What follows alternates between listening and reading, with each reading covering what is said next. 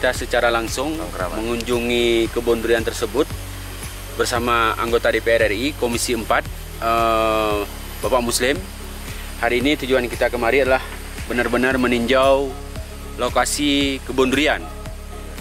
Ketika hasil kita terjun ke lapangan, rupanya hasilnya sangat memuaskan dan sesuai harapan yang kita inginkan, bagaimana hari ini di Aceh terbangunnya sebuah pemuda-pemuda yang sukses dalam bertani.